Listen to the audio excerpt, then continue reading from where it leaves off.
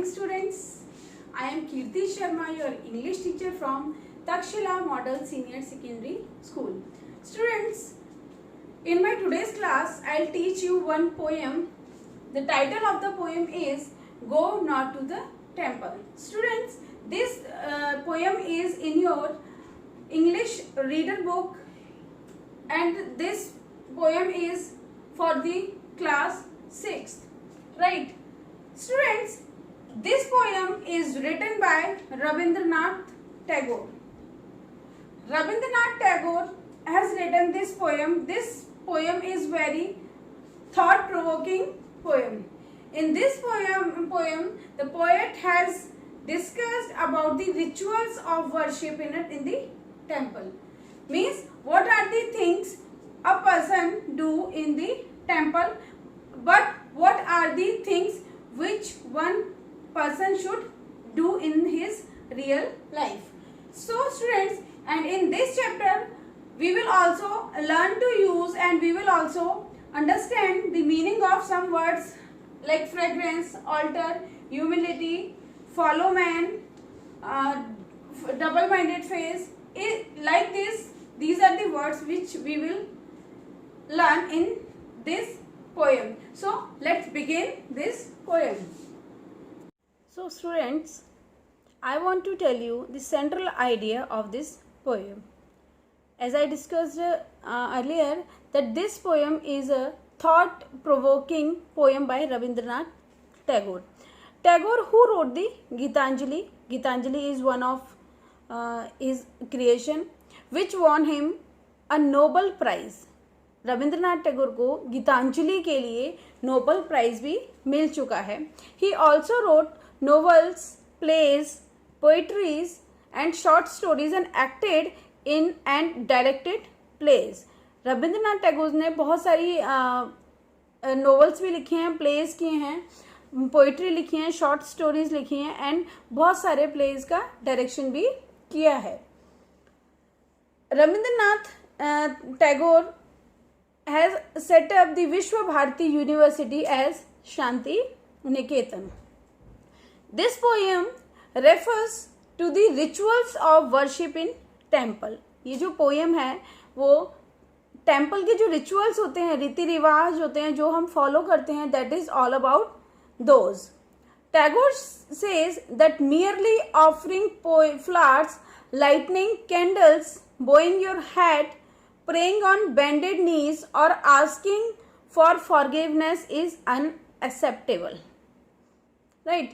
कि टैगोर कहते हैं कि सिर्फ भगवान को फ्लावर ऑफर करना according to their particularly religion और अपना हेड जो है वो बो करना, नीज को बेंड करके और वर्शिप करना, that is all is not acceptable. सिर्फ यही सारी चीज़ें नहीं हैं जो acceptable हैं.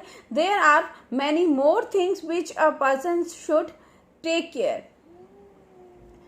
If in your daily life you do not behave in a way that matches what you want for yourself, कि आप अपनी लाइफ में ऐसी वो चीज़ें नहीं करते हैं जो कि आपकी लाइफ के लिए रियल में ज़रूरत है, then all these things are not useful and fruitful.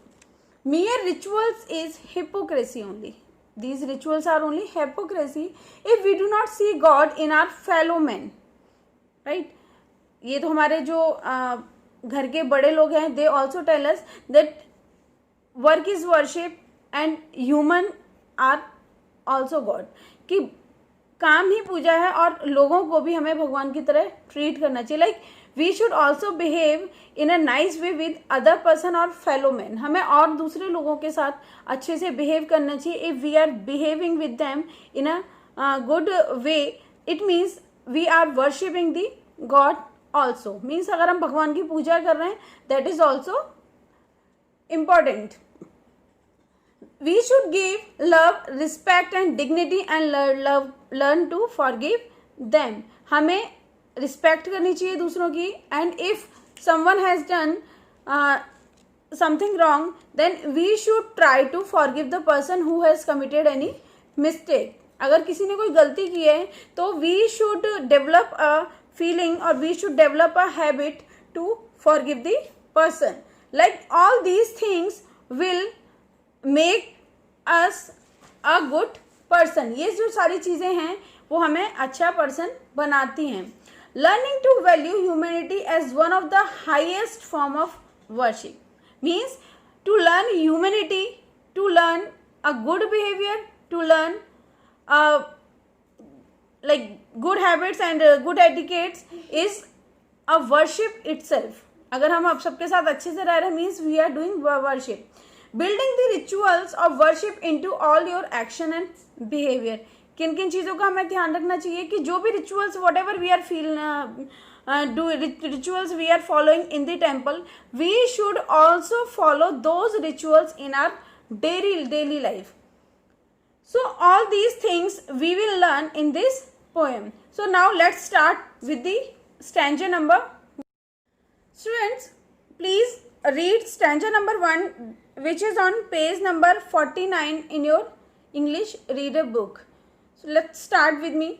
Go not to the temple to put flowers upon the feet of God.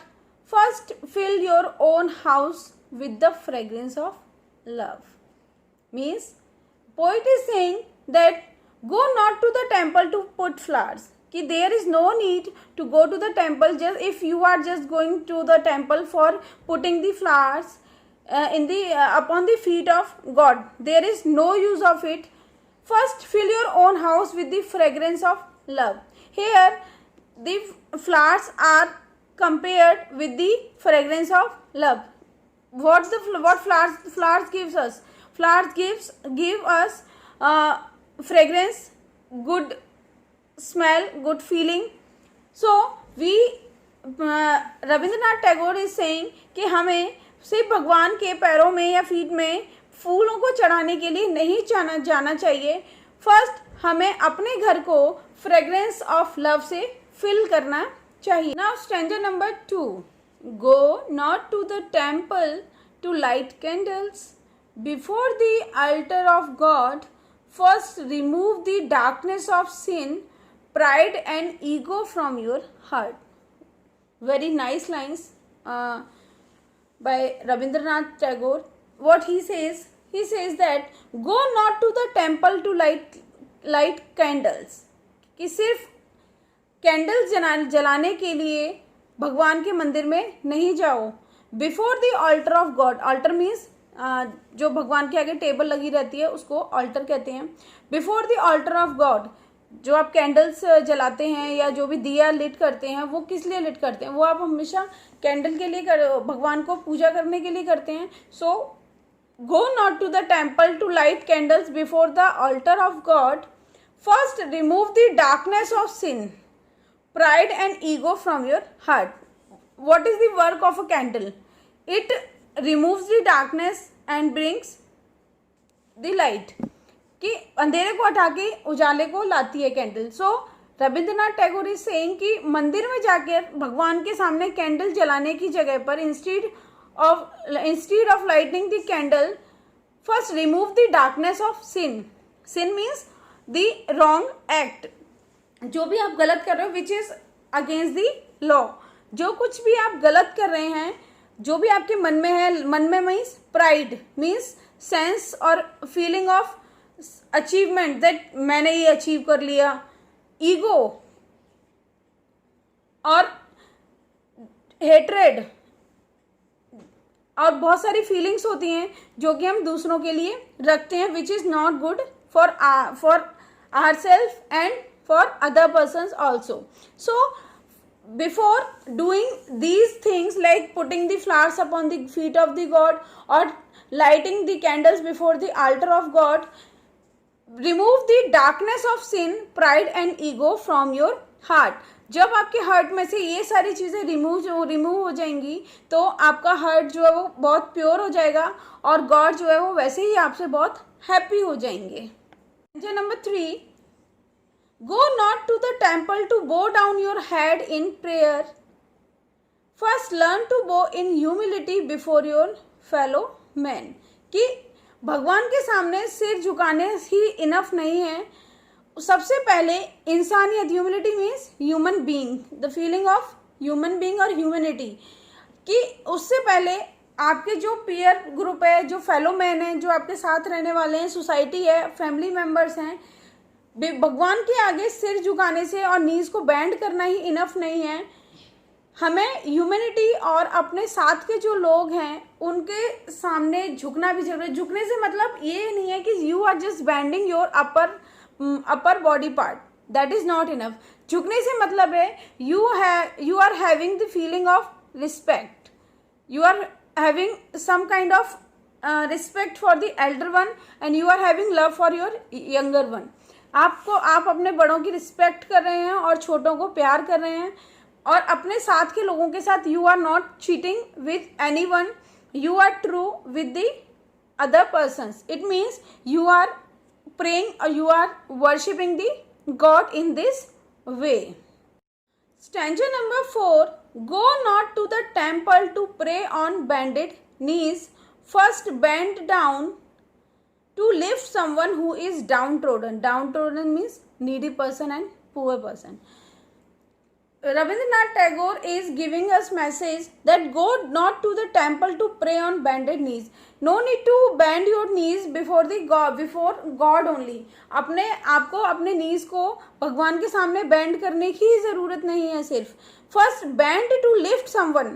If someone is downtrodden, someone is needy, you should respect, or you must respect, or you must fulfill their needs if you are able. Means if you are having capability or strength to help others, you must help the needy persons. So in this way Rabindranath Tagore is saying that आप खुद को bend करो किसके सामने? To lift someone who is downtrodden, जो कि ज़रूरतमंद है, जो कि पुअर पीपल हैं, उनकी हेल्प करने के लिए खुद को झुकाओ, ना कि गॉड के आगे just you are bending your knees. That is not enough and not required also. So like this Rabindranath Tagore is focusing on the good heart, or a person should be pure and should be kind hearted. If the person is kind hearted and pure and is true with the other person, that person need not to bend his knees, need not to bow down his head for the prayer, need not to put flowers upon the feet of God, and need not to lit the candle before the altar of God. Means दूसरों की मदद करना ही सबसे बड़ी पूजा है, और दूसरों की हेल्प के लिए हमेशा रेडी रहना ही सब कुछ है. अगर हम दूसरों की हेल्प कर रहे हैं, that person will definitely pray for us also. वो हमारे लिए भी प्रे करेगा और हमें बहुत सारी दुआएं देगा. Now the last stanza of this poem is, go not to the temple to ask for forgiveness for your sins, first forgive you from your heart those who have hurt you. कि मंदिर हमें सिर्फ इसलिए नहीं जाना चाहिए कि some people have feeling और थॉट्स लाइक दिस कि अगर हम मंदिर जाएंगे और if we are confessing our sins और if we are confessing our mistakes in front of God, then God will forgive us. It is not so. ऐसा कुछ भी नहीं है कि आप भगवान के सामने सिर्फ इसलिए जा रहे हैं कि whatever sins you have committed you want some kind of forgiveness from the God. It is not necessary. Instead of this, first forgive from your heart those who have hurt you. In life में बहुत बार होता है कि बहुत सारे लोग होते हैं जिनकी बातें हमें ठीक नहीं लगती एंड हम हर्ट हो जाते हैं उनकी चीज़ों से, but we should never bother with those people. हमें उन लोगों से परेशान नहीं होना चाहिए. We should have that sense of forgiveness जिन्होंने कि हमको हर्ट किया है, बट स्टिल हमें उनके लिए अपने मन में ऐसी कोई भी बात नहीं रखनी है जिससे कि हमें ऐसा कुछ लगे कि नहीं, उस पर्सन ने तो मेरे साथ ठीक नहीं किया तो मैं भी उसके साथ बिहेव अच्छा नहीं करूँगा. Yes, this is also human behaviour and human nature कि हम लोग, अगर कोई पर्सन हमारे साथ अच्छा है तो वी थिंक लाइक कि हम भी उसके साथ अच्छे होंगे. और if somebody has not done good behaviour with us, then we think कि हमें भी इसके साथ अच्छा नहीं करना चाहिए. अरे उसने तो मेरे क्रिटिसिज्म कर दिया.